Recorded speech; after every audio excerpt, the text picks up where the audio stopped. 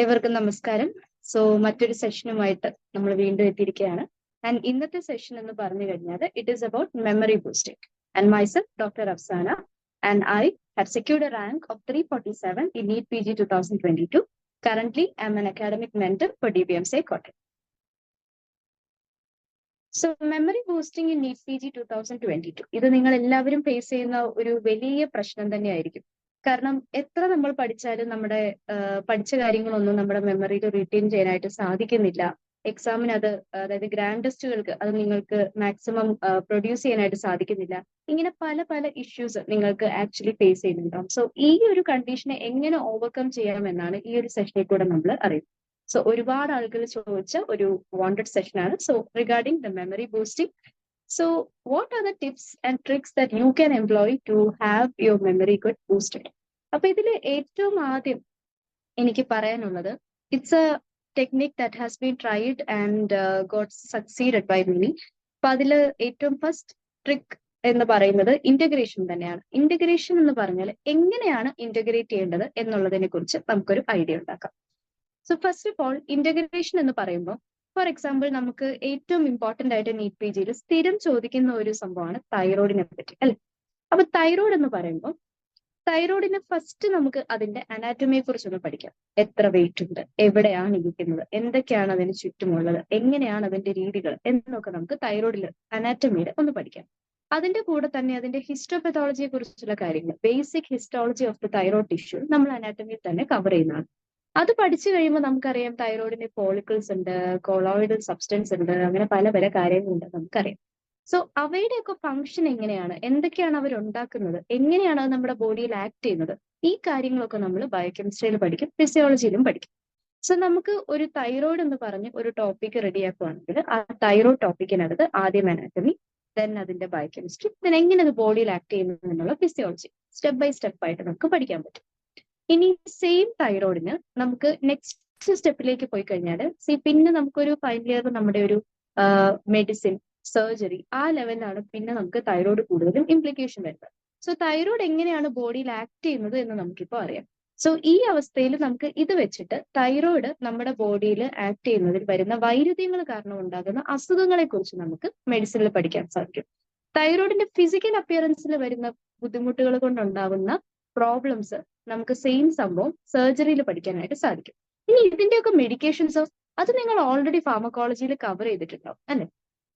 ഏതൊക്കെ റിസപ്റ്റേഴ്സ് ഉണ്ട്, എങ്ങനെയൊക്കെയാണ്, ഇതിനൊരു ഇത്ര പ്രശ്നം വന്നു കഴിഞ്ഞാൽ ഏത് ഹോർമോൺ കൊടുത്താൽ അല്ലെങ്കിൽ എന്ത് കൊടുത്താൽ അതിനെ ഓവർകം ചെയ്യാൻ പറ്റും, ഇങ്ങനത്തെ കാര്യങ്ങളൊക്കെ നമ്മൾ ഓൾറെഡി ഫാർമക്കോളജിയിൽ കവേർഡ് ആണ്. ഈ ഒരു ഓർഡറിലാണ് നിങ്ങൾ പഠിച്ചു പോകുന്നതെങ്കിൽ തൈറോയിഡ് എന്നൊരു സബ്ജക്റ്റിനെ കുറിച്ച് മാത്രം നിങ്ങൾക്ക് ഒരു ഇന്റഗ്രേറ്റഡ് ഐഡിയ കിട്ടും. ഇനി ഇത് കൂടാതെ thyroid in special situations like gynaecological conditions, pregnant ഫീമെയിലിനെ എങ്ങനെയാണ് ആക്ട് ചെയ്യുക, അല്ലെങ്കിൽ പീഡിയാട്രിക്സിൽ എങ്ങനെയാണ് തൈറോയിഡ് ഡിസോർഡേഴ്സ് മാനിഫെസ്റ്റ് ചെയ്യുക. ഇനി അതും പോട്ടെ, തൈറോയിഡ് എങ്ങനെയാണ് ഒരു കമ്മ്യൂണിറ്റിയിൽ ഇമ്പാക്ട് വരിക, the iodine deficiency disorders, goitre പോലെയുള്ള അസുഖങ്ങൾ നമ്മുടെ കമ്മ്യൂണിറ്റിയിൽ വളരെ പ്രബലന്റ് ആയിട്ടുള്ള കാര്യങ്ങളാണ്. അപ്പൊ അതെങ്ങനെയാണ് ഒരു കമ്മ്യൂണിറ്റിയിലേക്ക് എത്തുക എന്നുള്ളത് നമുക്ക് SPM അറിയാൻ പറ്റും. ഇത്രയും സബ്ജക്ട്സിലെ തൈറോയിഡിനെ നിങ്ങൾക്ക് ഒരു സ്ഥലത്തേക്ക് കൊണ്ടുവരാൻ പറ്റും. whenever somebody asks you a question about thyroid, നിങ്ങൾക്ക് അതിന്റെ അനാറ്റമി തൊട്ട് അതിന്റെ ലാസ്റ്റ് ആ ഒരു പോയിന്റ് വരെ ഇത്രയും കാര്യങ്ങളെ കുറിച്ച് നിങ്ങൾക്ക് ഒരു കോംപ്രഹെൻസീവ് നോളജ് ഉണ്ടായിരിക്കും. And how much time would it take to cover? Thyroid എന്ന് പറയുന്ന ഒരുപാട് ക്വസ്റ്റ്യൻസ് ചോദിക്കുന്ന ഒരു ഇമ്പോർട്ടന്റ് ടോപ്പിക് കവർ ചെയ്യാം. നിങ്ങൾക്ക് ഫസ്റ്റ് ടൈം ഈ ഒരു ഇന്റഗ്രേഷൻ പാർട്ട് കംപ്ലീറ്റ് ചെയ്യാനായിട്ട് may be it will take like 1 or 2 hours. But next time revision after that ഇതൊക്കെ കവർ ചെയ്യാൻ നിങ്ങൾക്ക് ചിലപ്പോൾ 1 hour, ഹാഫ് അവർ ഒക്കെ എടുക്കുള്ളൂ. അത്രയും പെട്ടെന്ന് നിങ്ങൾക്ക് ഇത് കവർ ചെയ്ത് തീർക്കാൻ പറ്റും. ടോപ്പിക് വൈസ് ഉള്ള ഇന്റഗ്രേഷൻ എന്ന് പറയുന്നത് it is very good for your memory boosting. And another example എനിക്ക് അനീമിയയിൽ പറയാൻ പറ്റും. എഗെയിൻ നിങ്ങൾ അനീമിയ ഇതുപോലെ ഫിസിയോളജിയിൽ നിങ്ങൾ ബേസിക് ആയിട്ടുള്ള ബ്ലഡ് സ്ട്രക്ചേഴ്സും കാര്യങ്ങളും ഒക്കെ പഠിക്കുന്നുണ്ടാകും. ദെൻ അഗെയിൻ ഫാർമക്കോളജിയിൽ അതിന്റെ കാര്യങ്ങൾ പഠിക്കുന്നുണ്ടാകും. അനീമിയ അതുപോലെ കമ്മ്യൂണിറ്റി മെഡിസിനിൽ പഠിക്കുന്നുണ്ടാകും. The same anaemia comes in your OBG, in your medicine and even in paediatrics. അങ്ങനെ പല സ്ഥലങ്ങളിൽ സ്പ്രെഡ് ചെയ്ത് കിടക്കുന്ന ഒരു ടോപ്പിക്കിനെ നിങ്ങൾക്ക് ഒരൊറ്റ സ്ഥലത്തേക്ക് എത്തിക്കാനായിട്ട് സാധിക്കുകയാണെങ്കിൽ, and that is a very important ടോപ്പിക്കും കൂടെ ആണെന്നുണ്ടെങ്കിൽ, ആ ടോപ്പിക്കിൽ നിന്ന് എന്ത് വന്നാലും you will remember everything if you are learning this systematically in an integrated manner. ഇതാണ് first thing, that is about the integration.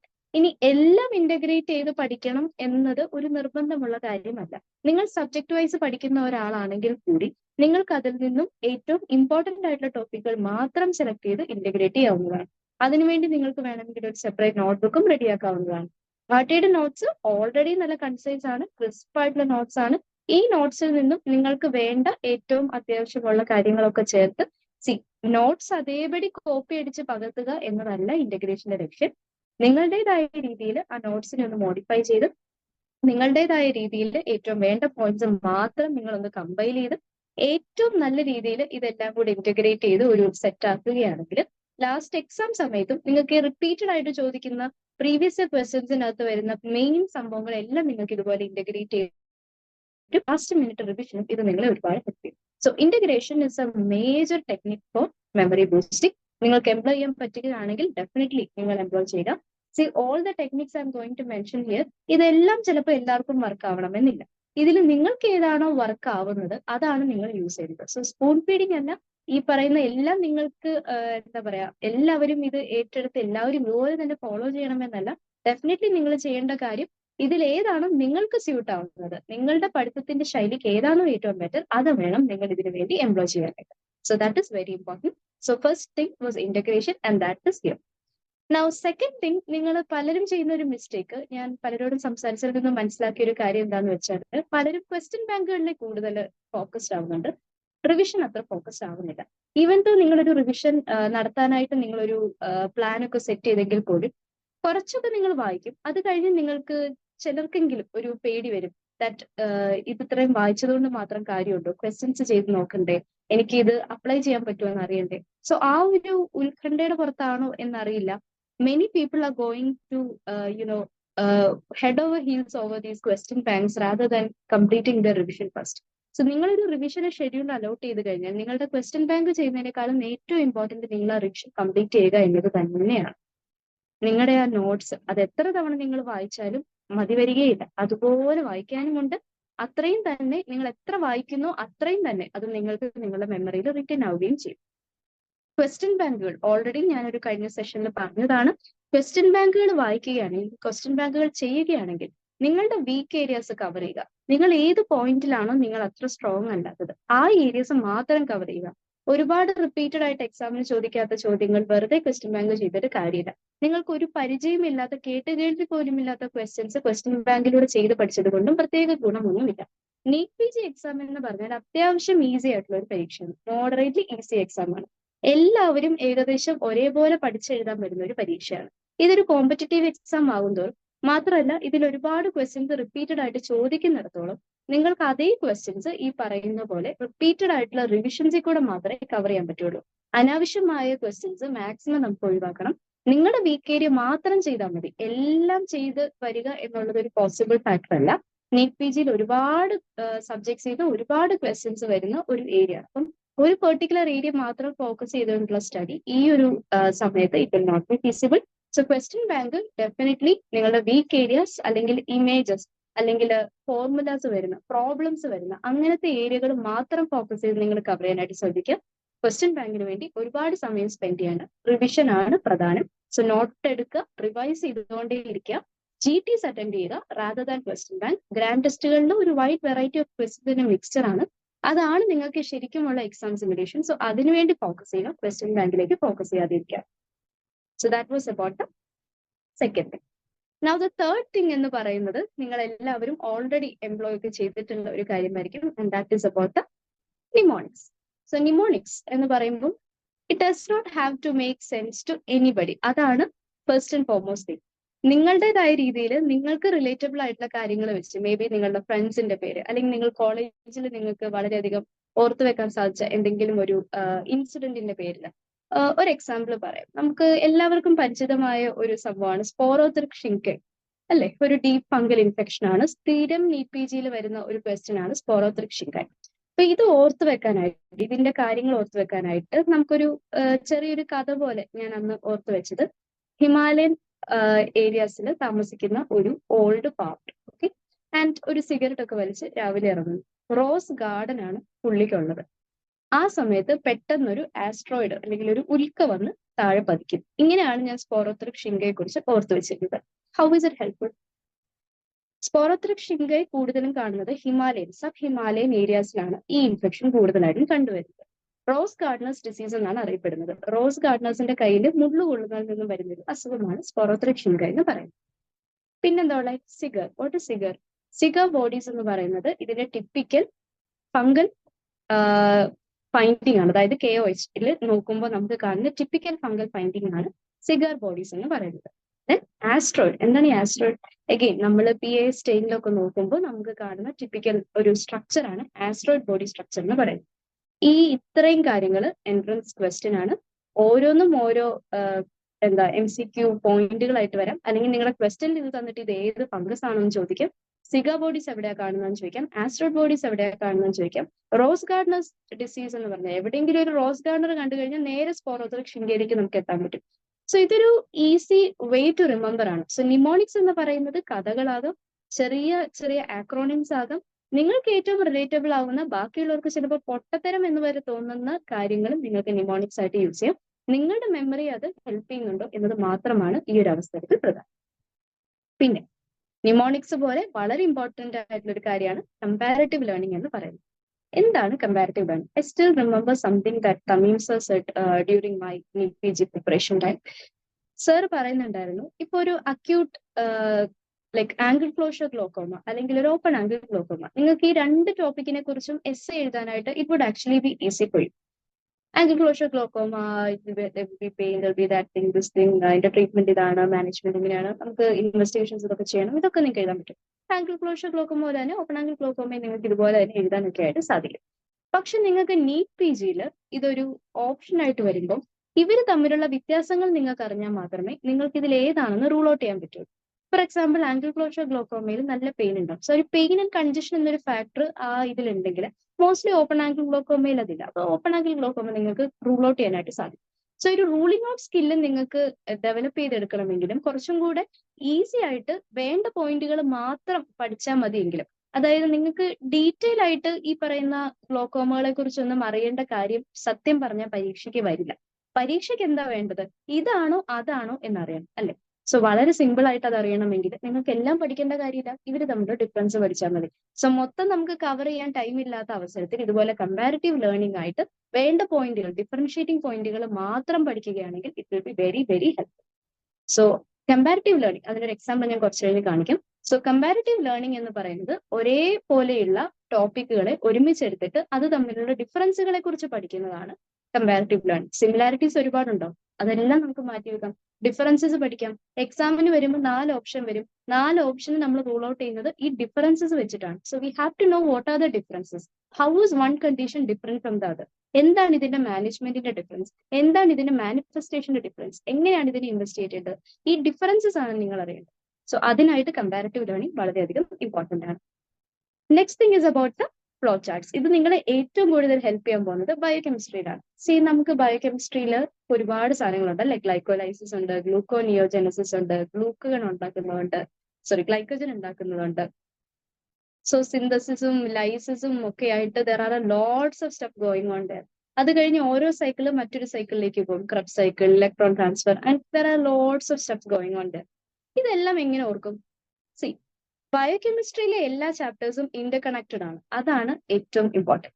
Even protein synthesis ആവട്ടെ, ഗ്ലൈക്കോജൻ സിന്തസിസ് ആവട്ടെ, ഇതിനെല്ലാത്തിനും അവിടെ ഇവിടെയൊക്കെ ഓരോ കണക്ഷൻസ് ഉണ്ട്.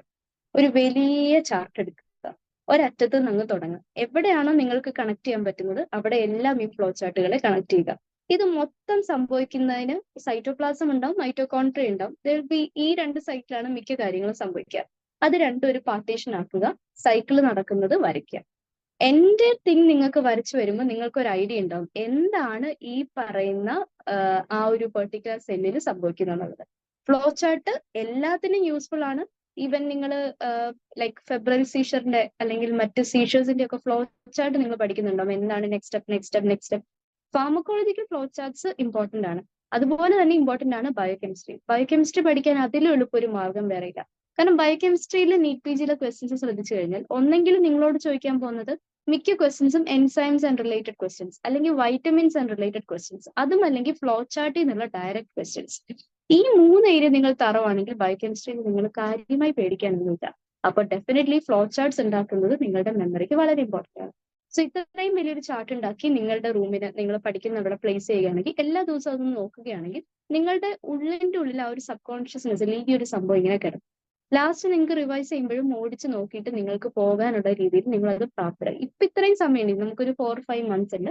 ഈ ടൈമിനുള്ളിൽ നിങ്ങളുടെ ഉള്ളിൽ അത് ഇംബൈവ് ആവും. So definitely flow charts methods try ചെയ്യുക. Flow charts are going to be very helpful for you, especially ഈ microbiology and even especially in biochemistry. Even in microbiology നമുക്ക് ഈ പറയുന്ന ലൈഫ് സൈക്കിൾസും സംഭവങ്ങളൊക്കെ വരും. സോ അതെല്ലാം ഫ്ലോ ചാർട്ട്സ് ആയിട്ട് പഠിക്കുകയാണെങ്കിൽ it will be very very helpful for U. Then another important thing is the pictorial representation. See, this also doesn't have to make any sense. നിങ്ങളൊരു നല്ല ആർട്ടിസ്റ്റ് ആവണമെന്ന് യാതൊരുവിധ നിർബന്ധവും ഇല്ല. പിക്ചോറിയൽ റിപ്രസെന്റേഷൻ ഉണ്ടാക്കുക എന്ന് പറയുന്നത് നിങ്ങളുടേതായ രീതിയിൽ നിങ്ങളുടേതായ കഴിവ് ഉപയോഗിച്ച് ജസ്റ്റ് നിങ്ങളുടെ ഓർമ്മയിൽ വരുന്ന രീതിയിൽ. ഫോർ എക്സാമ്പിൾ ടെട്രാസൈക്ലിന് കുറെ സൈഡ് ഇഫക്ട്സ് ഉണ്ട്. പെട്ടെന്ന് ഞാൻ റിമെമ്പർ ചെയ്യുമ്പോൾ എനിക്ക് ഓർമ്മ വരുന്നത് ഞാൻ വരച്ചൊരു പടം. ബിക്കോസ് ഞാൻ ഇപ്പോഴും അതിന്റെ സൈഡ് ഇഫക്ട്സ് നിങ്ങളോട് പറയുന്നുണ്ടെങ്കിൽ അത് എനിക്ക് അന്ന് ഞാൻ എന്റെ ബുക്കിൽ